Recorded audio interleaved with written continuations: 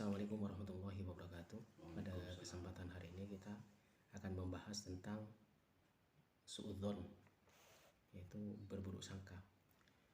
Ada keterangan di dalam kitab Mau'izatul Mu'minin min Ihya Ulumiddin, dalam kitab Ihya, dia menyebutkan yajibu alaika as-sukut bilisanika an masawihi, yajibu alaika as-sukut biqalbika wa dzalika bitarki isa'atidzon.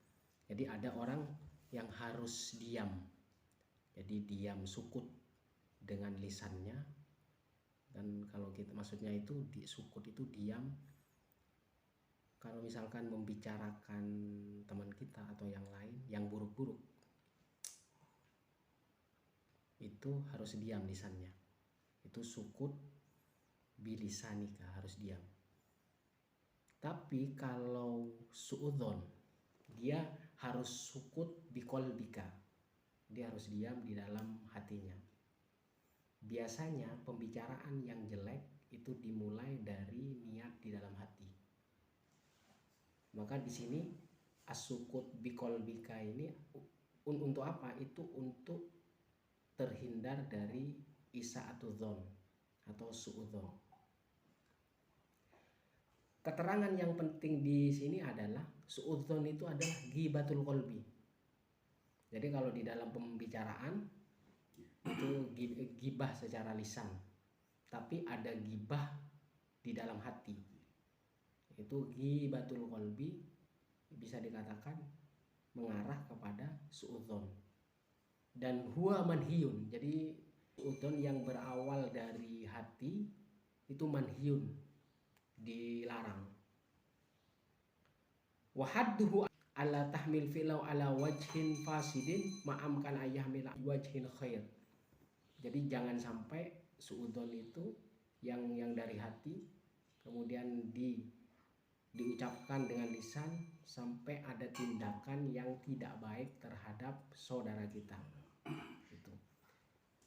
Maka di dalam hadis Rasulullah Sallallahu Alaihi Wasallam dilarang wala tajassasu wala tahassasu wala taqatu wala tadabaru wa kunu ibadallah ikhwana. Jadi kita dilarang tahassus, sering mengorek kesalahan orang lain, kemudian meneliti dan wala taqatu dan jangan memutus silaturahmi, wala tadabaru. Jadi membelakangi, dan jadilah hamba Allah yang bersaudara. Wa tajassus fi tatonnu'il akhbar. Maksudnya tajassus itu adalah meneliti. Apa istilahnya? Mengharapkan ada berita dari orang yang dia suudzoni. Wa tahassus al-muraqabah bil ain. Jadi kalau tahassus itu mengintip. Jadi mengintip-ngintip gitu loh. Maksudnya mengintip aib seseorang. Fasatrul uyub patajahul wa taghaful anha syimatu ahliddin. Jadi kalau ada keburukan seseorang, nasihati dan perbaiki. Kalau kita tidak bisa menasihati dan memperbaiki, maka at-taghaful aja, pura-pura tidak tahu, wa tajahul, jangan dihiraukan. Hal seperti ini adalah tidak menghiraukan aib orang lain, itu bagian dari karakter orang yang beragama. Syimatu ahliddin, ini adalah karakternya, ciri khasnya orang yang beragama. Wa'lam annahu la yutimmu imanul mar'i ma lam yuhibbu li akhihi ma yuhibbu li nafsihi. Jadi ketahuilah bahwasanya tidak sempurna iman seseorang itu kalau dia tidak mencintai saudaranya sebagaimana dia mencintai dirinya sendiri. Jadi kalau mencintai saudaranya, kalau dia melihat keburukan, kejelekan saudaranya, yang terbaik adalah menasihati. Kalau tidak bisa menasihati, abaikan saja. Misalkan kalau dia tidak mau menerima nasihat, abaikan, pura-pura tidak tahu. Intinya kalau sudah seperti itu, kita tidak menghendaki perbuatan yang buruk dari apa yang dilakukan oleh saudara kita. Wa aqallu darajatil ikhwah ayu amila akhahu bima yuhibbu ayu amila hubihi. Jadi paling tidak derajat pertemanan kita, persaudaraan kita tidak memperlakukan saudara kita yang buruk. Jadi kalau misalkan dia baik ya baik, kalau dia buruk ya sudah, biar aja, hindari saja. Itu aqallu darajatil ikhwah, itu yang paling rendah titik persaudaranya, titik pertemanannya. Waman sya'at taksir fi satril auratnya, paling sedikit atau minimal satrul aurah awis sa'yi fi kasfidda ad-dafin wa wal hidd wal hasad. Jadi minimal kita satrul aurah, menutup aib saudara kita. Jadi menutup aib sambil menghilangkan kebencian dan hasad.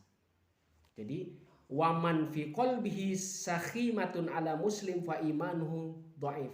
Jadi barang siapa yang di dalam hatinya masih menanamkan dendam di dalam hatinya, maka imannya lemah, dhaif. Wa amrun mukhtir, dan itu kalau tetap disimpan, jadi dendam kesumat di dalam hatinya, maka dia berpotensi membahayakan hati dia. Itu berpotensi akan apa? Akan punya penyakit hati. Dan ini sangat dhaif, lemahnya hati itu gara-gara terhinggapi penyakit hati. Wa qalbuhu khabith, hatinya jelek. La yasluhu liliqa'illah. Jadi kalau sudah hatinya jelek, bagaimana dia bisa beribadah dengan tumakninah, dengan khusyuk? Kita beribadah menghadap Allah Subhanahu wa taala. Jadi kalau masih memendam penyakit ini, berarti potensi keimanannya lemah dan hatinya khabis, jelek, dan susah untuk bertemu Allah Subhanahu wa taala. Apalagi untuk menjadi ikhlas itu akan menjadi sulit, karena ikhlas itu murni dari apa yang kita yakini, berarti hati kita harus berusaha bersih. Itu. Maka hindarilah sifat suudzon. Kalau ingin menghindari suudzon, maka sukutul qalbi. Jadi jangan bergejolak hati. Jadi kalau misalkan ada ungkapan hati yang menjelekkan teman kita gitu ya, jadi harus sukut, harus diam. Jadi baca istighfar saja ya. Saya kira sampai di sini. Assalamualaikum warahmatullahi wabarakatuh.